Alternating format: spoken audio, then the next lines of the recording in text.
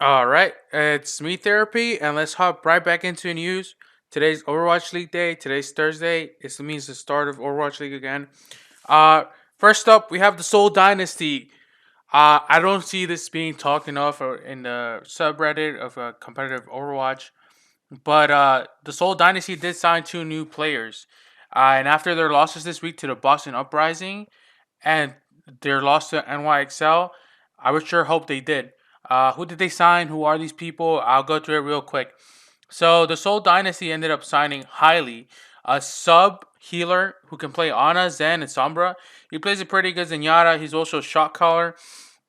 He comes from the O2 Blast team, and his signing is a little confusing because Jaehong has been performing well. And Jesse, they signed this guy for too much money. He's one of the regarded one of the best signings in the Overwatch League. He hasn't yet proven it so far, at least in my eyes. But I don't think he's going to be replacing anybody. Highly is going to be a substitute healer for this team. And the second signing, we have Illicit. Illicit is a flex DPS player who specializes on projectile DPS like Pharah, Genji, and Junkrat. And this makes me think that maybe the buffs that they saw to Junkrat, maybe they're like, Junkrat's going to become meta again. A Junkrat specialist or a projectile specialist. Or I think they're, in my opinion, I think they're going to replace Munchkin off the starting lineup. He has not been impressive for Seoul, and he should not be starting. Where did Illicit come from? Where did he play? What were his accomplishments? He actually came from this team called Blossom, and it was from Open Division, and he qualified for contenders 3 seasons in a row. But then he always had to go back into trials because the team was never good enough. They always finished like 10th or 11th or 12th place. He is a hidden gem in my eye. I think he will pop off for this team. Uh, Probably not in this meta. I don't think he's gonna start in this meta. Stage 2, definitely watch out for this guy. And now let's touch on the Soul real quick. They lost to the Boston Uprising. They lost to New York Excelsior. This team is kind of in shambles. On paper, everything is fixed for this team. They signed the main tank. They got a good coach. They signed Jesse. Everything on paper should be good for this team, but they're not doing it. Apparently, it's not enough. If you notice the game against the New York Excelsior, the Soul Dynasty used so many ults to initiate, and it would work for them. Like they were winning like 2 up, 3 up, and somehow the New York Excelsior would always come back. And I think if it was any other team, the Seoul Dynasty would have probably won those fights. But it was the New York Excel, and it's not acceptable that like you're using trans every single fight while Jonak is using it like every other fight, and you're just not able to do as much as the New York NYXL is doing, as much as the NYXL is doing with their ults. So it's basically like the value of ults, you know. Jae Hong is using as soon as he gets it off cooldown, but he's not getting as much value. While Jonak is just saving it for grabs or Earth Shatter, and he's getting much more value out of them. Maybe it's time to change shot caller because Fisher against the Gladiators, he was able to lead them to success, and that was because he knew the team. Up against these other teams, that he probably makes aggressive calls or calls that he should not be making, and the team suffers because of it. Also, what is going on with Zumba and Toby, dude? Zumba, one of the best artists in the world, Overwatch League Season 1, before Overwatch League. He's not playing at all, dude. Why is Munchkin in the lineup, dude? You're literally not playing anything besides Go. I've never seen you go like Far Mercy or playing a Sombra or playing any type of DPS. What is the point of having Munchkin on the role? Just play Fleta on Bridget and move Zumba to Zarya. He's a god at Zarya. Why are you not playing this guy? And then another player, Toby. Toby, one of the best Lucios in the world pre-Overwatch League, if not the best Lucio. And you're not playing him at all. You're not even giving this guy a chance, dude. Come on. So get your shit together. Let's try to get off. Let's try to prove to everybody you were once one of the best teams. If you told me that this is one of the best teams in the league before Overwatch League, I wouldn't believe you because they don't look like it. So yeah, so you have the pieces. Just make it work, man. Make it work. Next up, we have the Los Angeles teams.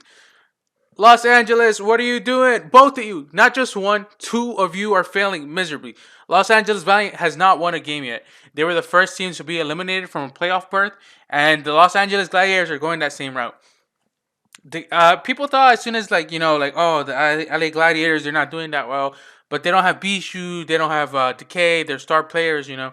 Okay, this week you have no excuse. Decay came off to the starting lineup, and he played pretty well. I'm not gonna lie. Him and Roar played pretty well, but they still lost. They still lost. They were one of the strongest teams in season 1, and they only added upgrades, so it's like there's no excuse for it. The Gladiators are missing Bishu due to a surgery he had, and he should be coming stage 2. So hopefully for them, that's the turning point. Stage 2, when Bishu is back, maybe the comms aren't clear. I don't know what's going on over there, but stage 2 should definitely be their stage. Next up, we have the Dallas Fuel. Dallas, who knew that not playing effect would be a good thing? It seems like Dallas finally got their shit together. They know what the best roster is. They have AKM on the Zarya full time, and he flexes onto Sombra when they need to. And Effect is running the bench. I'm sorry for Effect. Maybe he's not a positive figure. Maybe he's not a good shot caller. Maybe he doesn't make good comms. Maybe he just tries to play 1v6. I don't know. But AKM is clearly the better position. If you told me this like a month ago, 2 months ago before Overwatch League started, I wouldn't believe you because Effect is just a superstar. But in this meta, AKM is just an overall more solid player. On another note, Taimu has given up smoking for 4 months now. So congrats to that guy. Congrats. No more smoking, no more drinking. He's gotten in shape. His mental health is better. His physical health is better. So I'm glad for that guy. Hopefully we see him on the stage pretty soon. Next up, we have the Atlanta Reign. The Atlanta Reign are here to stay. Paris was like, I don't know. Everybody had this general consensus that Paris was like the best 3-3 team because, they were European. In Europe, they were the best GOATS team, as, saw in the Overwatch World Cup. England beating USA and going toe-to-toe with Korea. But yeah, it doesn't seem that way anymore. Atlanta people are like thinking they're like kind of a fluke because their games were pretty easy or they lost to Philly, whatever. Now we're seeing here that they are possibly a top 10 team and they are definitely a contender team. Let's check out this graph from their friend right here and let's react. Let's react. You just break right through it and skip this whole first fight phase in point B. What is this? What are they doing right now? That is interesting. That is a really... You get over the roof there? Oh my. Oh my, what a play, what a grab! Tosses in the grab, they're gonna make it work. And Cruz taken out by the ensuing self-destruct. Atlanta Reign breaking through that in the most stylish way I've ever seen. Ben Best in a... The friend is clearly one of the best players in the world. And he's not washed up, as so many people feared that would happen. But yeah, definitely. Superstar different. Another news, small news. Knicks are the first team to secure a playoff spot. The San Francisco Shock breaks the record on Ubani against the Washington Justice. Washington Justice still winless, by the way, with 3 minutes and 8 seconds to complete the map on Ubani. The Chengdu Hunters also break a map. They didn't win this map, though, but they broke a record. The Chengdu Hunters broke the record on Buskaya and completed the map in 87 seconds. So there is light at the end of the tunnel. Yeah, let's just hop into my prediction. All right, on Thursday night, we have the Atlanta Reign 3-2 versus the Gladiators. Atlanta winning. Atlanta Reign are on fire. The Los Angeles Gladiators are still missing Bishu. I can't see them win. I just can't. Los Angeles Valiant against Philadelphia Fusion. Philly have Beambox. The Los Angeles Valiant are on a losing streak. I just can't see this happening. 3-1 to Philly Fusion.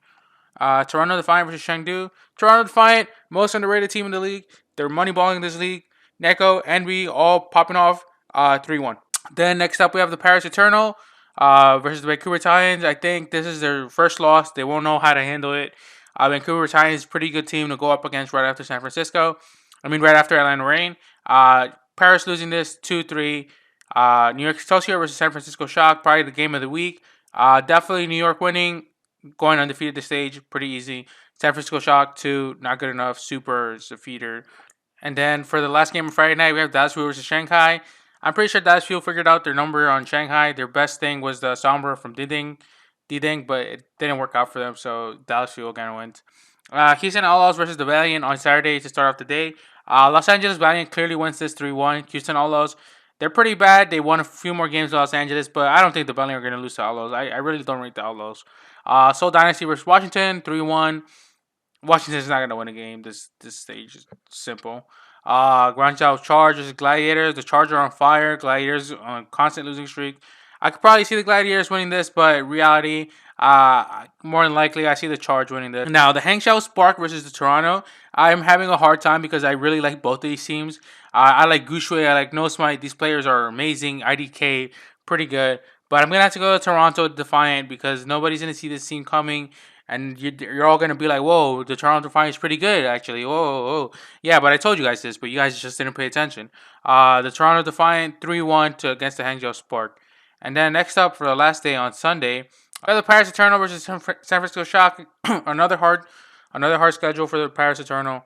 I see the Paris Eternal winning this. The San Francisco Shock are so full of themselves, and Paris Eternal are going to be working so hard to making a comeback and making themselves the best 3-3 team again. After that, we have the London Spitfire versus the Shanghai Dragons. London Spitfire on a win streak on fire right now. Shanghai Dragons after two losses. I can't see them winning this. I just can't. Florida Mayhem versus Boston Uprising. The battle of who's I don't know, the worst season one team still going on. Boston Uprising, I see them winning this. They're not they're not as bad as Florida Mayhem. Florida Mayhem are gonna need a little more time to get settled in. Vancouver Titans versus Chengdu Hunters. Come on, it's not even a question who's gonna win this. Vancouver Titans 3-1 over the Chengdu Hunters. And with that, those are my hot takes. That's the news. Let me know what you guys think. Comment, like, subscribe. I really would appreciate it. I'm close to 100 subs. Thank you so much. And I hope you guys enjoy Overwatch League. I'll see you guys around.